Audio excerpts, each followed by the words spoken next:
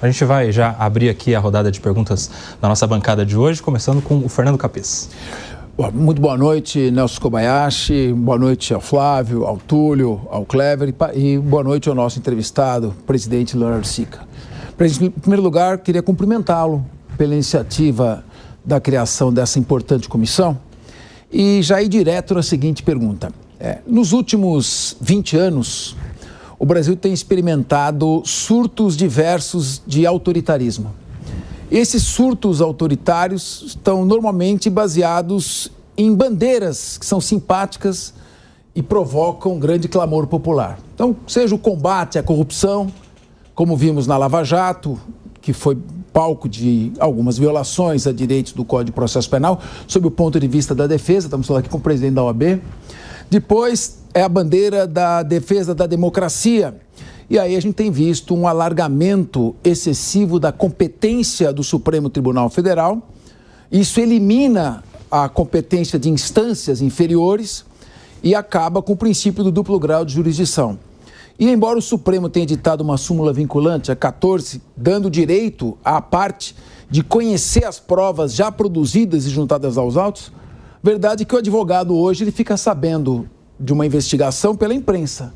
Ele consegue ler alguns trechos do que consta do inquérito pela imprensa. Como é que a comissão está vendo esse tipo de crise do devido processo legal, do direito à defesa e do abuso na decretação de prisões provisórias, que a prisão devia ser medida excepcional e está se tornando a regra? A comissão pretende enfocar de alguma maneira o estudo dessa concentração de poder nas mãos do Supremo e essa, eu diria, restrição ao exercício pleno do direito de defesa?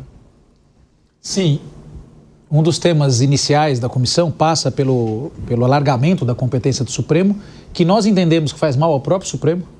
O Supremo Tribunal Federal hoje é uma corte criminal, não uma corte constitucional. Ele julga muito mais matéria criminal do que matéria constitucional, e isso, os professores estão aqui, vão saber dizer melhor do que eu, uma distorção, acho que brasileira, não é única. Não é um tribunal que foi feito para isso. E quando um tribunal que não foi feito para isso, não foi estruturado para isso, não foi treinado, passa a fazer, corre o risco de fazer pior.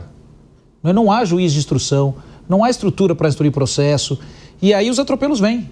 Naturalmente, porque é um tribunal que não foi feito para colher prova, para ouvir testemunha. E quando tem o que fazer, faz dessa maneira. Não é? Então, o Supremo Tribunal Federal, nos últimos anos, isso o parlamento também colaborou, veio alternando muito as regras do foro privilegiado, para o telespectador entender. A gente chama foro por prerrogativa de função, mas é foro privilegiado. Ou seja, foi alargando muito o número de autoridades que podem ser julgadas criminalmente pelo Supremo. E no último entendimento, agora recente do ano passado, alargou mais ainda, dizendo que os parlamentares, depois do mandato, se praticarem crime durante o mandato, ainda continuam sendo julgados para o Supremo Tribunal Federal, que pode alargar ao infinito, né? Tornar o Supremo uma corte perene de julgar casos criminais. A gente também tem um problema, mas esse é outro, que os nossos parlamentares abusam um pouquinho, né, da oportunidade de ser réu em processos criminais, mas isso é outro problema, né? Isso é outro problema. Mas o fato é que isso faz mal ao Supremo, porque distorce o papel do Supremo, que é ser corte constitucional, e politiza o Supremo, porque quem julga muito político, ou quem julga todos os políticos, acaba tendo uma politização quase que natural, né? Fica muito no centro do palco. Eu não consigo acreditar que não existam juízes, além daqueles 11, capazes de julgar políticos, capazes de enfrentar um processo contra o político, honestos para enfrentar, determinados a enfrentar processos judiciais, não é? E a gente precisa tirar essa carga que está levando ao Supremo Tribunal Federal quase uma paralisia. Quase uma paralisia, né? As ações constitucionais hoje em dia são quase todas julgadas em plenário virtual. 90 e tantos % das últimas ações constitucionais foram julgadas em plenário virtual. Por quê? Porque o esforço físico do Supremo Tribunal Federal está todo dedicado a causas criminais.